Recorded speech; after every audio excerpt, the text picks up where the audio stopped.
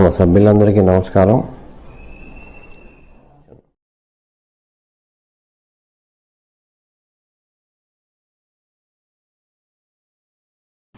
Hi friends, this is Adev Varma.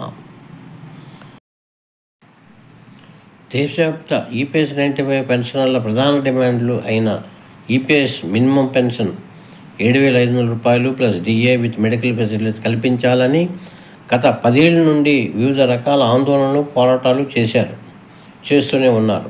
అయినా ఈ BJP కేంద్ర ప్రభుత్వం ఏ విధమైన పరిష్కార నిర్ణయం ఇప్పటివరకు ప్రకటించకపోవడంతో ఈ కేంద్ర ప్రభుత్వ అలసత్వానికి వ్యతిరేకంగా ఎన్ఈసీ ఆధ్వర్యంలో దేశవ్యాప్తంగా వివిధ రాష్ట్రాల నుంచి వచ్చిన ఈపీఎస్ 95 పెన్షన్లు అందరితో ఆగస్టు 4, 5 తేదీలలో ఢిల్లీ జంతర్ మంతర్ వద్ద మహాధర్నా చేపట్టడం జరిగింది. ఢిల్లీ జంతర్ మంతర్లో ఈపీఎస్ పెన్షన్లతో దద్దరిల్లిపోయింది. ఎన్ఈసీ అధ్యక్షులు కమాండర్ అశోక్ రావత్ గారు జంతర్ మంతర్ వద్దకు వచ్చి మద్దతు ప్రకటించిన 26 మంది పార్లమెంట్ మెంబర్లందరికీ ఎన్ఈసీ మెమరాండంలు ఇచ్చి ఎన్ఈసీకి మద్దతు ప్రకటించినందుకు పార్లమెంట్ మెంబర్లందరికీ ధన్యవాదాలు తెలియజేశారు. అలాగే ఎన్ఈసీ అధ్యక్షులు మాట్లాడుతూ ఇప్పటివరకు కేంద్ర ప్రభుత్వం దగ్గర నుండి ఏ విధమైన ప్రతిస్పందన ఏమీ రాలేదని జంతర్ మంతర్ వేదిక మీద నుంచే ఆగస్టు 5వ తేదీన ప్రకటించారు. అదేవిధంగా 26 మంది పార్లమెంట్ సభ్యులైన జంతర్ మంతర్ వద్దకు వచ్చి దేశవ్యాప్త ఈపీఎస్ పెన్షన్ల ఆందోళనకు మద్దతు ప్రకటించినందుకు ధన్యవాదములు. అలాగే ఈ జంతర్ మంతర్ వద్ద ధర్నాలో ప్రకటించిన విధంగానే ప్రప్రథమంగా ముందు ఎప్పుడూ లేని విధంగా పార్లమెంట్ ఆవరణలో మెయిన్ గేటు ముందు ఉదయం ఈపీఎస్ 95 పెన్షన్ల సమస్యలకు మద్దతుగా అతి కొద్ది మంది పార్లమెంట్ సభ్యులు ధర్నా చేపట్టారు. ఇది ఈసారి పార్లమెంట్ గేటు ముందు ప్రత్యేక ఆకర్షణగా ఏర్పడింది.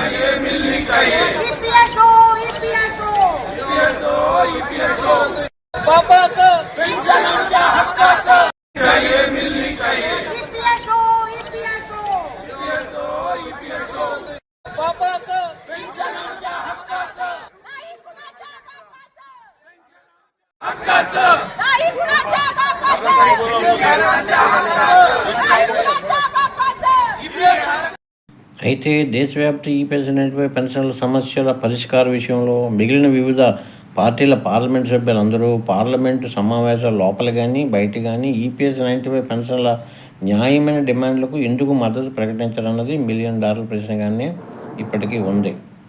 అదేవిధంగా వివిధ విపక్ష పార్టీ పార్లమెంట్ సభ్యులందరూ దేశవ్యాప్త సీనియర్ సిటిజన్స్ అయిన ప్యూర్ పెన్షనర్స్ అయిన ఈ 78 లక్షల ఈపీఎస్ పెన్షన్లు ముఖ్యమైన సమస్యలపై పరిష్కారం కోసం ఎందుకు మద్దతు ప్రకటించటం లేదు.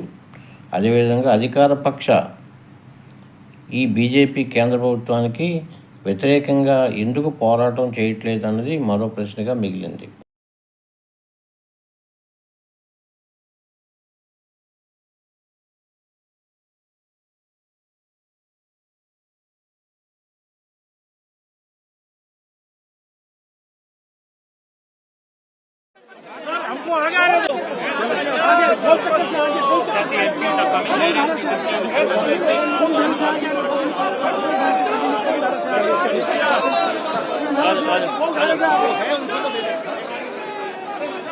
He says there's no permission that has been taken for this particular rally that has been organized by about 300 MPs from both Lok Sabha and Rajya Sabha. Just have chaos on your screen at this point in time as these MPs move towards the office of the Election Commission of India, which is just about 2 kilometers and less from the Parliament complex there.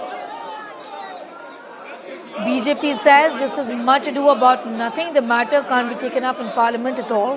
Proceedings have not gone forward in both houses of Parliament, given the kind of stir that we're seeing for days together in the current monsoon session of Parliament. Rahul continues to be with us. Rahul, at this point in time, the opposition adamant on raising this matter, putting the spotlight on this issue. అయితే ఈ మధ్య కేంద్ర BJP ప్రభుత్వానికి అనుకూలంగా election కమిషన్కు వ్యవహరిస్తున్న తీరుపై నిరసనగా పార్లమెంట్లో వివిధ పార్టీల పార్లమెంట్ సభ్యులు సుమారు 300 మంది లోక్సభ మరియు రాజ్యసభ సభ్యులందరూ కలిసి పార్లమెంట్ భవనం నుంచి కేంద్ర ఎలక్షన్ కమిషన్ భవనం వరకు అతిపెద్ద ర్యాలీ చేశారు. ఎంతోమంది వివిధ విపక్ష పార్టీల పార్లమెంట్ సభ్యులు ఈ విషయంలో ఏకమై పార్లమెంట్ బయట ఊరేగింపు చేశారో ఈ వీడియోలో మీరే చూడండి.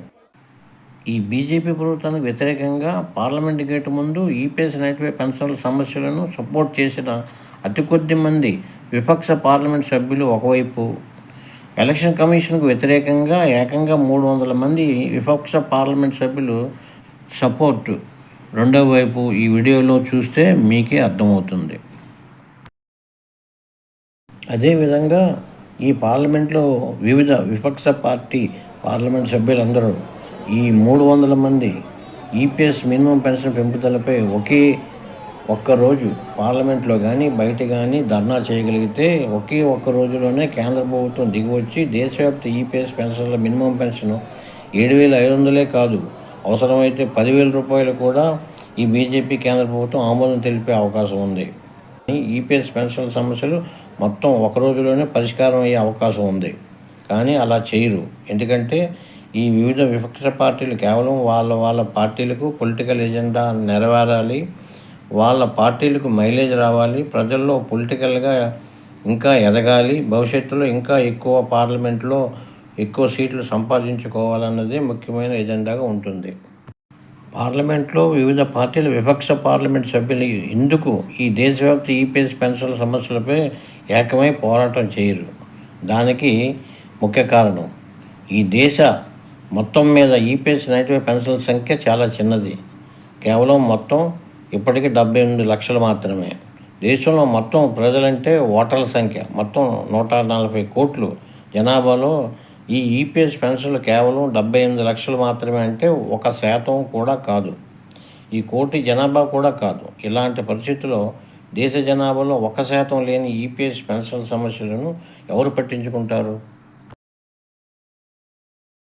దేశం మొత్తం మీద వివిధ విపక్ష పార్టీలకు వాళ్ళకి ముఖ్యమైన పొలిటికల్ ఎజెండాలు వారికి ఉంటాయి.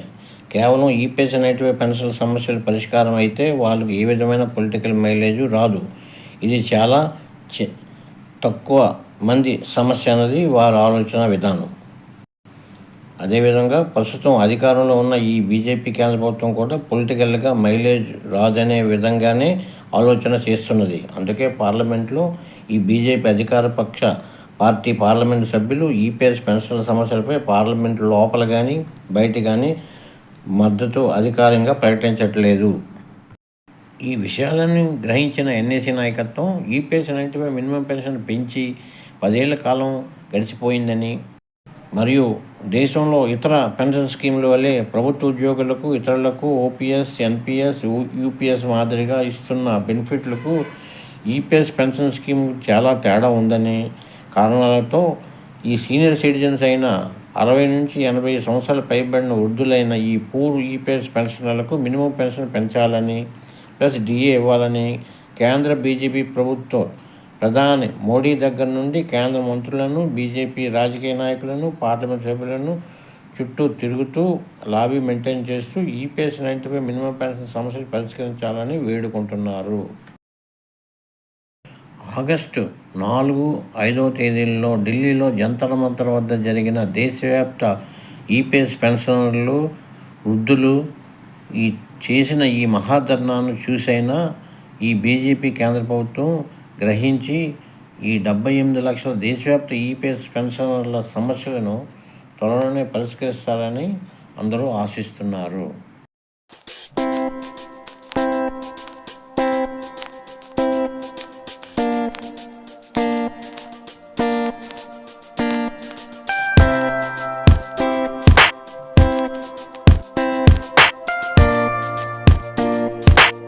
Let us hope for the best. మరి యొక్క కొత్త సమాచార వీడియోతో మీ ముందుకు వస్తాను.